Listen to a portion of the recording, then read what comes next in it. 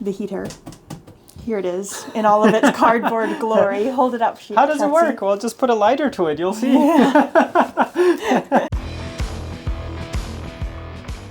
We're here. Welcome back in the good old boatyard. We've got our boatyard clothes back on again. I found a pair of work gloves that's in the where they pocket. are. There is more things on the list, and that is what this winter is all about. The most exciting, probably not the most pressing now, but the most exciting to me is the heater. Aladino has already been at work crafting his famous cardboard templates. Totally. So let's show you. I guess, is this what you're referring to? Indeed. So this represents our heater. We have chosen to go with a bulkhead mounted diesel heater.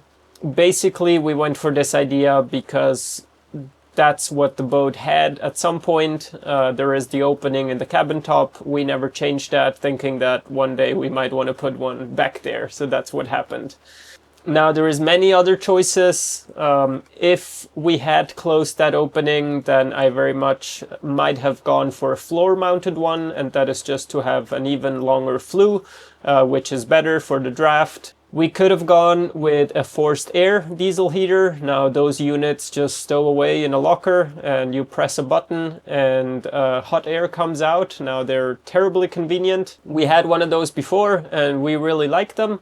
Another really interesting option is hydronic. It's a flame that heats up water. You can have radiators, you can have the coil of water heating up like a towel drying rack. There's all sorts of scenarios of what you can do with hydronic, and you also get hot water for showers if you want. You can do a lot with heat exchangers in that way. But it would have just been a lot more plumbing.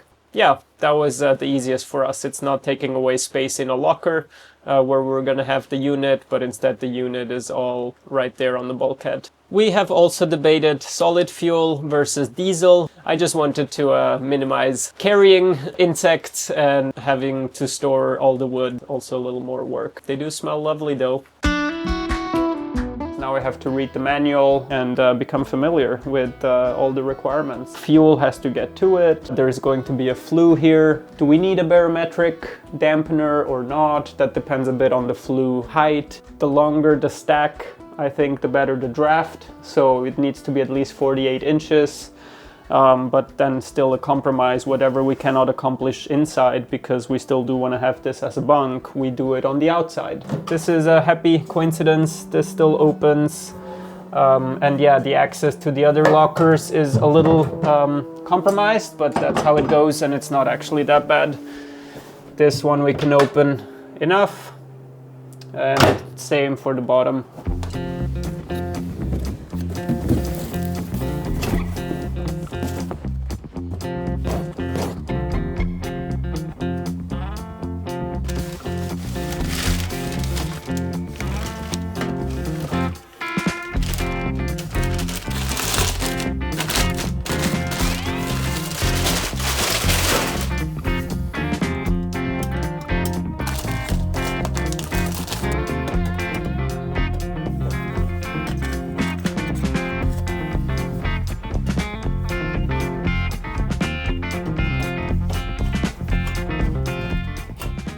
How do you actually attach all those pieces together? Using what? Exactly like this.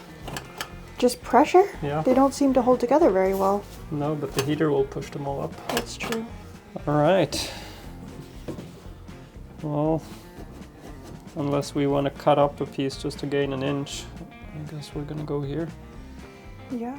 That's all right. Well, the heater, you're holding it at quite an angle right now. Yeah. Tell The me. bottom needs to be more towards the door. Yes. I think that looks quite nice, because that's now a little bit more centered. That looks really good right there. Does it? It really does.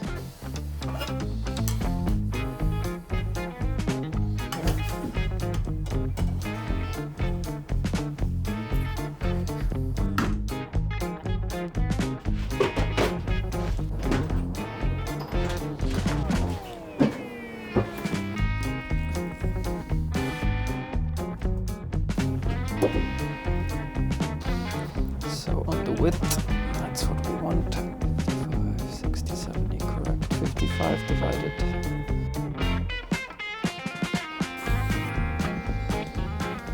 That should be the perimeter.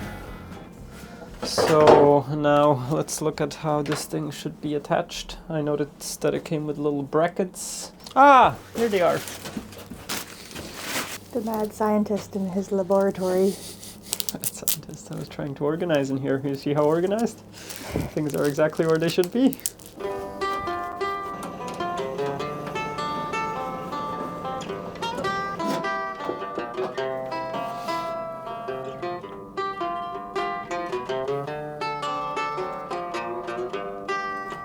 Of course, I don't have the right screws. Oh no. Oh, 1024! Oh. 1, 2, 3, 4. Did you say something?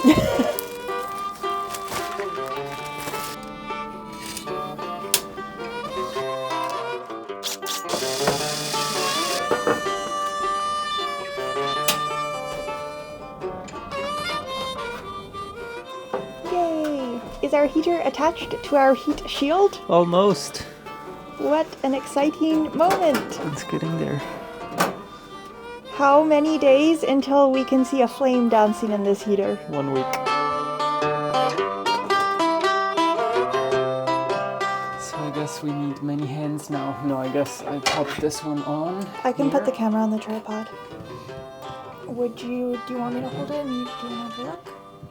Okay, it's just supporting it a bit so that we can hold it only with 2 fingers instead of more. Okay. You want to look at it? How about you look at the look?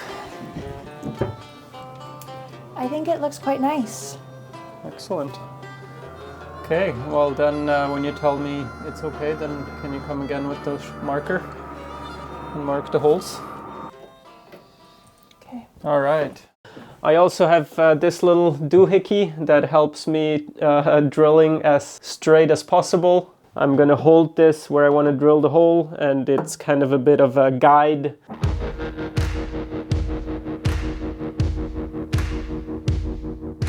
All right, the holes are drilled. I'm super happy with the location where I came out. Fingers crossed that the heater fits in those holes. So now the next step for me is remove the cushions, and I am going to unscrew the bottom. So yeah, this piece here, I'm gonna remove it so that when the heater is in place, I determine where to make the cut, and then this outer part will still hinge, and this will just be yeah, put in, put out. I'm going to dry fit the heater to determine where to make the cut. As easy as that, the pieces are cut. Yeah, I think that opens up pretty well still. I think I'm pretty happy with that. I will have to think of some extra support here. Copper tubes have arrived, so here comes the continuation of the heater install. Now you can see it's in place. Unfortunately, this is called dry fit, so it means it has to come off again. The reason being that when I have these tubes go, well, the supply will go here, the return will go here. I want to have them come down to the bottom of the heater and then shoot straight back towards the bulkhead and into this locker, and all the pumping and the plumbing will be hidden on the backside here. This allows us to have the cushion still here. So, well, you all know this, but here it is. And underneath the heater, we're still gonna have a drip tray, which will mount here, roughly. And so you can see there's just a bit of space underneath, and that's where I wanna route the plumbing back.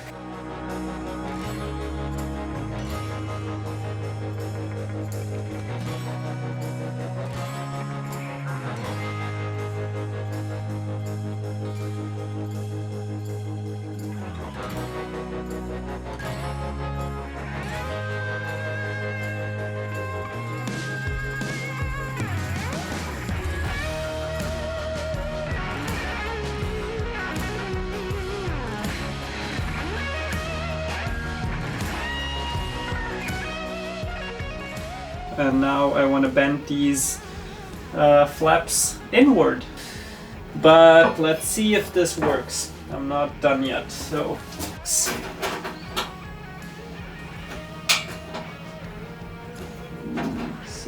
far so good. Okay, so far it's working out. Most important last. Cool. And they don't protrude, so that's good. I'm very happy with that. So obviously it doesn't look so nicely quite yet because I have to take off this protection. But yeah, I'm not cutting myself, and this is a really nice hole for the 2 copper lines and 1 electrical connection. So now this goes back on the bulkhead to mark the location of this hole, and then I'm gonna drill through the bulkhead.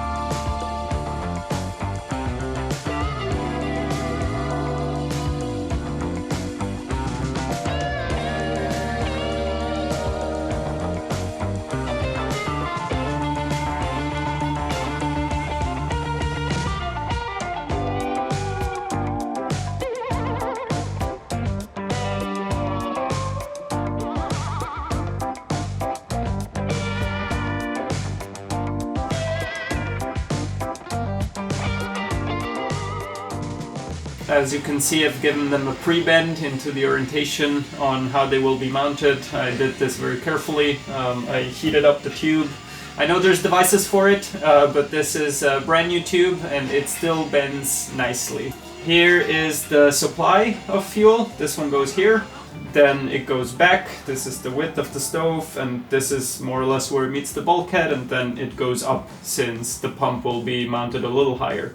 And this one here is the return line. So goes here, which is here, and as you can see, this one instead goes down. This is the bulkhead, here goes along the bulkhead, but then it goes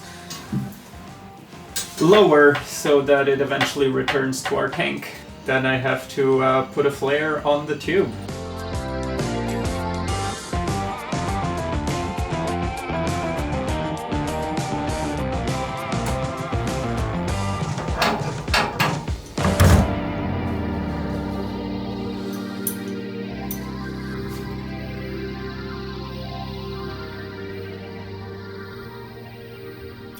Hello, welcome back.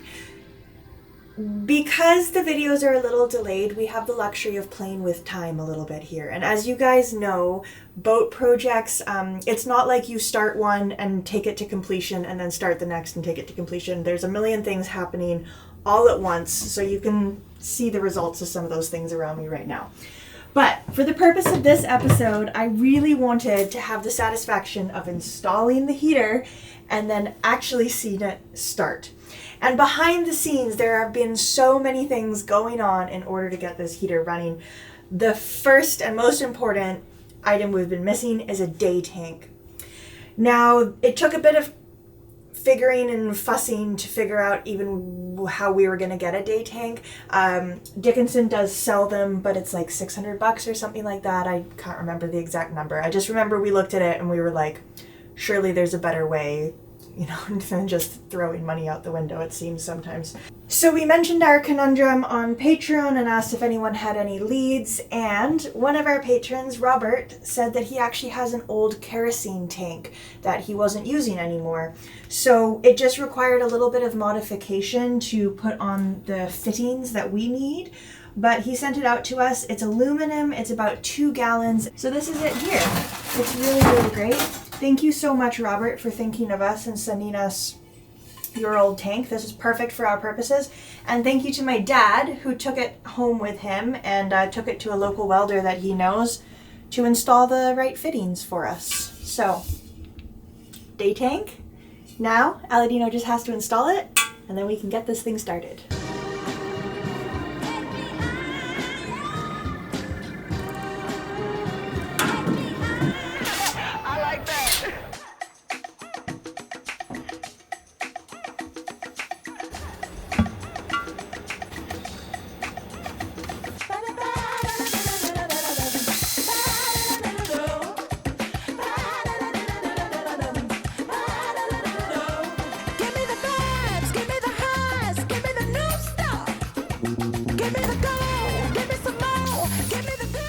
So I've continued with the plumbing. We should be all ready to go now. And today I've also done the electrical. So there is a wire for the fan on the heater itself. And then, of course, the fuel pump.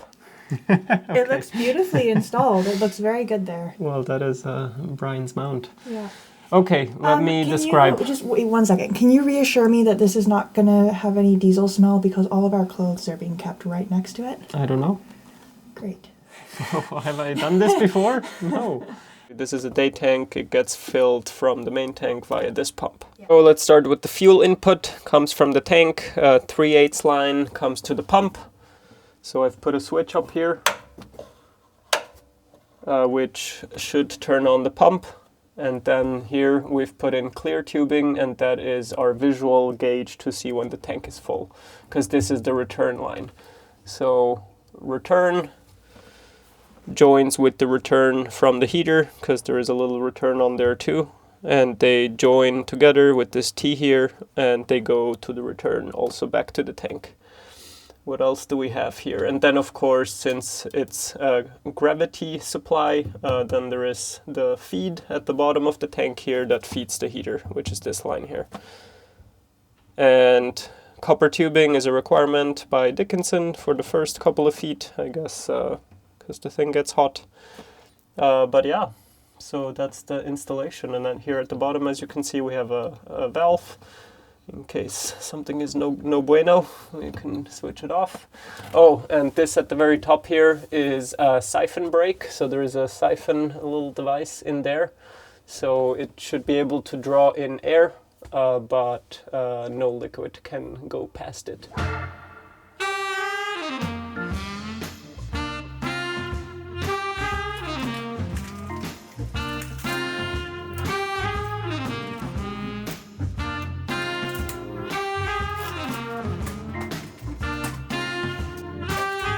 That?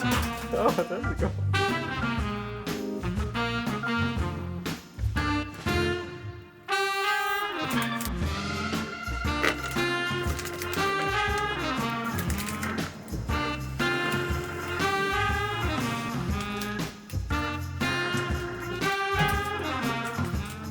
Here it is. It looks much better than it did before. First steps, test the electrical components. Okay. Oh no, I'm shivering. Well, because I did it. Oh. I'm fearful it might not work. Okay, let's see.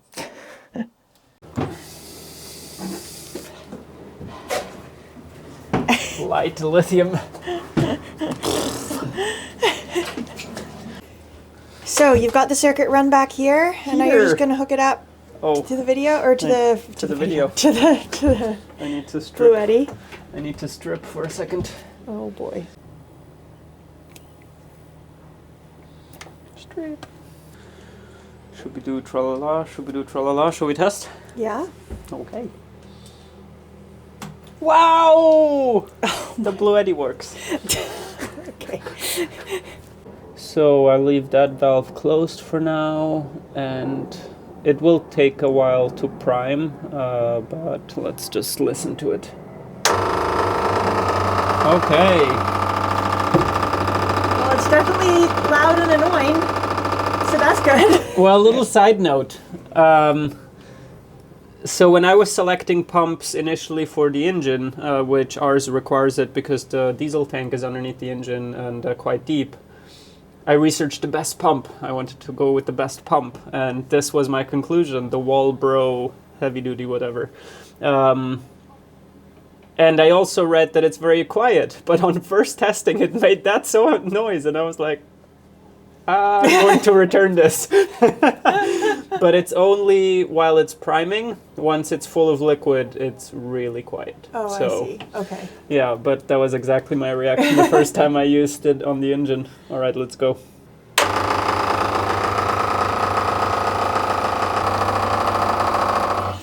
Oh, there we go. Wow. Diesel's going in. Nice. I can hear it. I can hear it filling into the tank. What a satisfying sound.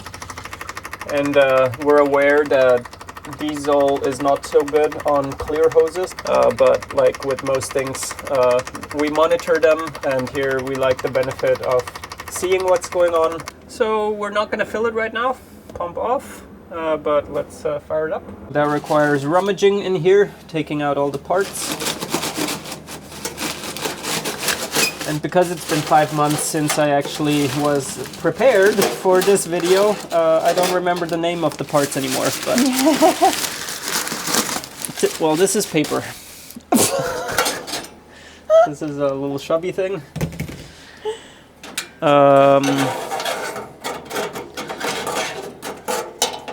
This is a little table for Ken and Barbie.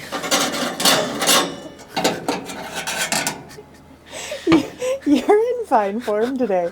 Going off of our friend's advice, Harley, he says flick this to number 3. So... Didn't he say full on at first to fill it, and then to run it he said 2.5? Full on to fill? That's what he said. Because he said he doesn't do it the manual way. He's tried it following the manual, and he found that it didn't work as well. Well, do we remember correctly? He has it running until it's all hot and going well. I don't remember what he said about the fan. Should we call him? Hello. Hey, Harley, got a minute? Hey. Yeah, go ahead. We're about to fire up the heater, and instead of reading the manual, we trust your advice more. So I turn it to 5. Not a couple of seconds. It's like 2 minutes. Okay. Minute and a half, 2 minutes. But I look in there with your headlamp. Yep. And when I start to see fluid just around the bottom, then I know I'm good. Okay, and do you have the fan running? Yeah, you can have the fan. As soon as you light, sometimes the fan will blow out your paper towel. I see. So you just want to turn on as soon as you get it in there. Okay. As soon as it's flared up, as soon as it's lit, I turn it back to 2. Yeah. All right. You know, one thing you watch on them, although you're using a day tank, so it's warmer, it's already pre-warmed, is that fuel flow will increase. And remember I was telling you about those old high-seas heaters? That's one reason they had fires, because you would set the stove up and it's running perfect, and as the boat warms up, the diesel thins, it starts flowing faster, and it would overfire. So one thing to watch for is after the boat, if you were coming from a cold boat, is to make sure your fuel didn't thin and it got a little hotter. I see. Flowing. But Yeah. I think with your day tank, it's already preheated up there, kind of. Okay. So I'm coming right out of my bilge tank on mine with a pump. Yeah, totally. I see. That makes sense. Yeah. Okay, so then maybe you would dial it back a bit if that starts being a thing in the future. Yep, and you'll know it's good because your windows stay clean. So you're going to be tweaking things a little bit. Oh, yeah. And that's all air and fuel and stuff. But ours burns super clean. Amazing. Are you ready? Ready? Okay. I mean, I can't get past you. It's because you piled all this stuff up. Look at this. Works clean, everyone says. Hey! So clean. Buy me a workshop. That's the thing. Buy me a workshop. It always rains in this country. So, of course, I gotta hoard everything in here. Maximum and a little back, but now it's off. But then I go flickety-boop. Okay. This is on number 5. Not enough gravity. It's gonna be a few minutes. It's gonna be a moment. Yeah. You see something? Yeah, there's liquid. Okay, so does that mean we turn it off and try to light it? Sure.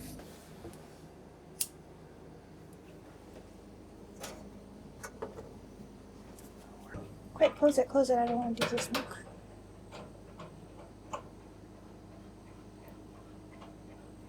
Okay. And now turn it on to 2.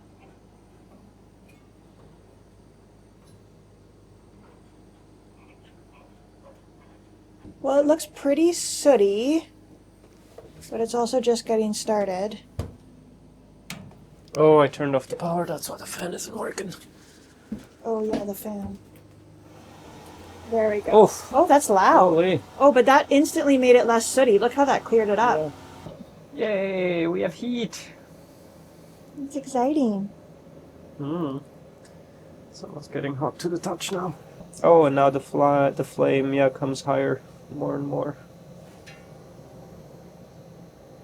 So cozy. Look at that. Yeah. What number is that on now? Number 2. Really? Oh, Yeah. wow, that's quite a substantial flame. Yeah, So what the heck happens if you put it up to 6? I mean, does that whole chamber fill with fire? maybe. Because it goes 1 to 6 is the... Mm-hmm. It's a pretty Yeah, big no, flame, that looks really. pretty substantial For for two. being 2, yeah. Wow. I mean, there is adjustments and metering, and number 2 is different for everybody. I'd have to compare the note of how this one was set up. Yeah. Man, this is going to be so cozy and wonderful and life-changing. Just to dry the boat. Doesn't that feel so great to that know is that so we have nice. that? Is the Sam McGee poem copyrighted? Otherwise, we should add it into the video here. Aladino is Sam McGee. Yeah, for all of you who don't know. Yeah. Is it still on 6? 6? Did What? you turn it down? It's on 1. Oh. Really? Yeah. That's 1? Mm-hmm. Okay, well, there's still some figuring to do, but I Oh, think yeah. the main part of this episode is over. Well done, Aladino. Nice. Another beautiful installation. Whew. Now it is. Now it's hot. Oof. Hell yeah. I am so happy that this day has finally come. This is what we were dreaming of this summer. Yeah, like I said, it was summer, but there were some cold nights and some wet nights where we were really wishing there was something like this on board. What a difference to quality of life. So yeah, the next few days we're going to spend, trying to troubleshoot and really get it running perfectly. Every installation is a little bit different. Things to tweak. So, pretty exciting all in all. Super happy. This was the thing I wanted the most in this winter refit, and it feels good to get that done now. Thanks so much for being here, everyone. Huge thanks to all of our patrons for going above and beyond to make sure that these episodes keep being produced. Really big thanks to the folks whose names are now appearing on screen. These folks donate a lot towards the project and to these productions. And again, it's what keeps us all sponsor-free and independent and audience funded, and we're really, really grateful for that. So thank you. Okay, I'm gonna be sitting here for the rest of the day now. I'll talk to you next Friday. Bye, everyone. Bye. See you later.